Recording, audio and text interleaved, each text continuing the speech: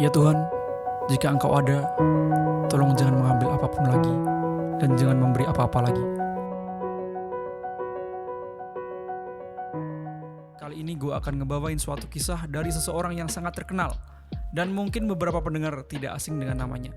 Karena tokoh yang akan gue ceritain ngehasilin karya-karya yang banyak digemari sama pecinta konten animasi Jepangan di seluruh dunia. Seorang animator, siapa itu? Langsung aja gas!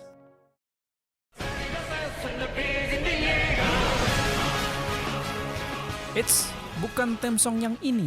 Kalau ini beda cerita, nanti di podcast selanjutnya akan dibahas.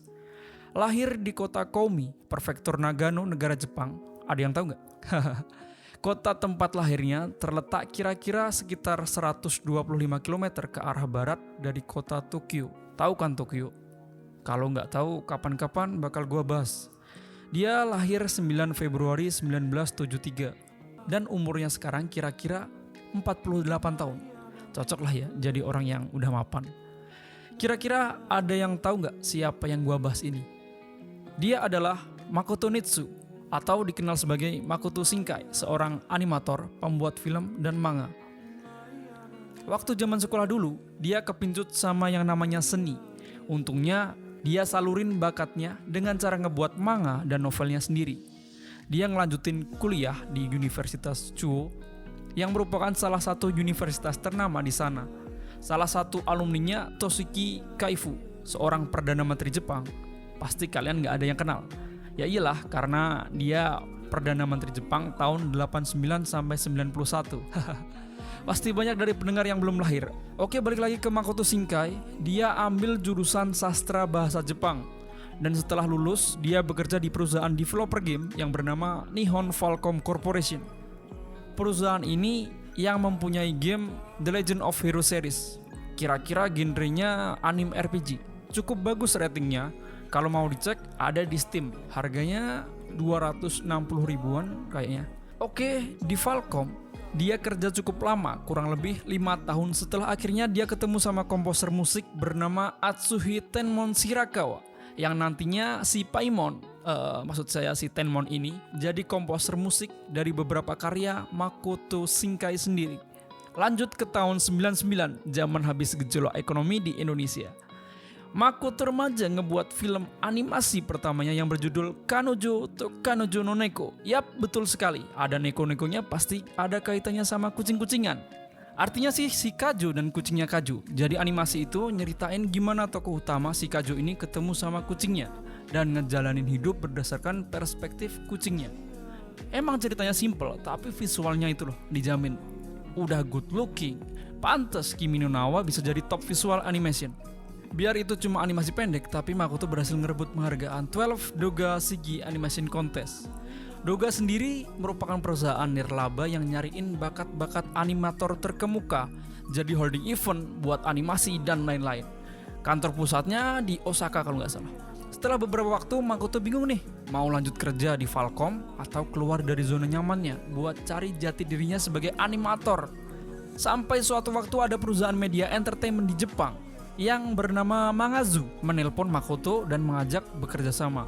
Mangazu sendiri sekarang itu merupakan aplikasi yang ada di smartphone. Mereka ingin Makoto membuat sebuah manga untuk Mangazu, lalu menjualnya, dan diputuskan bahwa tahun 2001 Makoto resign dari perusahaan developer gamenya Falcom untuk menekuni karir barunya bersama Mangazu. Di Mangazu, Makoto merilis manga berjudul Hoshi no Koe yang kemudian diadaptasi menjadi sebuah anime pada awal 2002. Tebak apa feedback dari penikmatnya? Betul sekali. Baik manga maupun animenya sangat laku di pasaran. Kemudian Makoto merilis karya manga terbarunya, yakni Kumo no Moku Yakusaku no Baso, The Place Promised in Our Early Days. Baik storyboard, background art, desain, theme songnya bener-bener melekat keindahannya. Yang versi filmnya sendiri dirilis pada tahun 2004. Ini nih yang dimaksud pekerjaan jadi impian.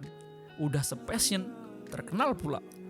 Kita lanjut skip 3 tahun, tepatnya awal 2007. Ternyata Makoto nggak berhenti untuk berinovasi dan tetap semangat untuk ngebuat karya-karya hebatnya. Dibuktikan dengan rilisnya film Byosoku 5 cm pada Maret 2007 dengan visual yang sangat memanjakan mata.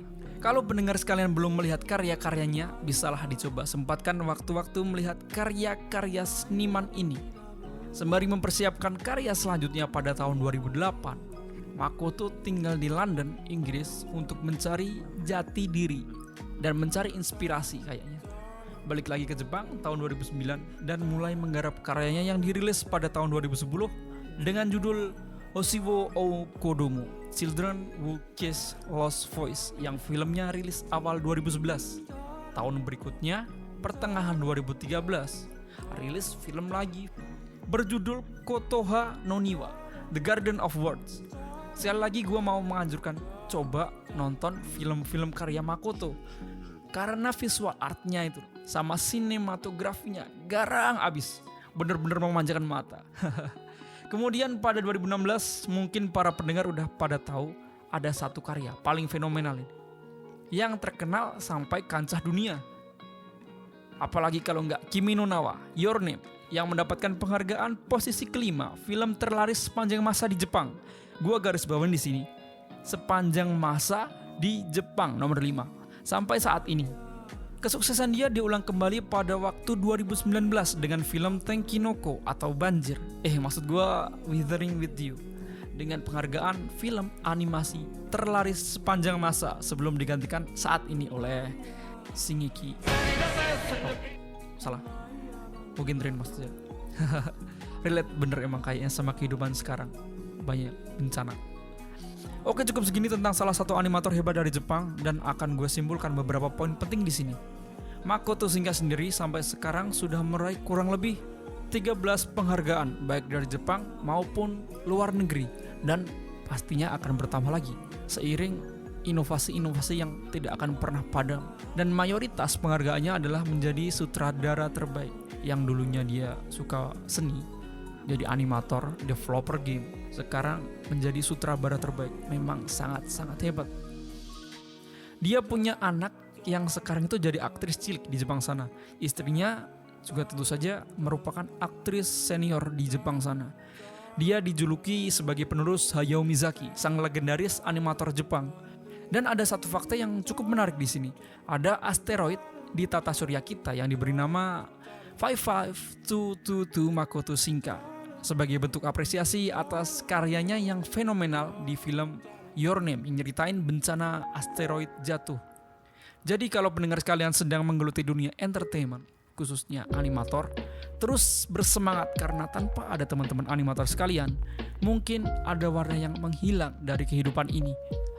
Di pertemuan selanjutnya gue akan ngomong tentang teknologi yang bisa ngebuat orang-orang di seluruh dunia bakal bisa pakai internet. Jadi bukan cuma orang-orang kota maupun orang-orang yang sudah terakses aliran listriknya, tetapi bener-bener semua orang di dunia bisa menggunakan akses internet dimanapun, di gunung, di lembah, di lautan, mereka bisa pakai, asal ada teknologi. Dan kalau kalian suka sama podcast ini, silahkan share ke teman-teman kalian. Mari sama-sama berbagi ilmu dan berbagi perspektif. Sampai jumpa. Freedom for Glory.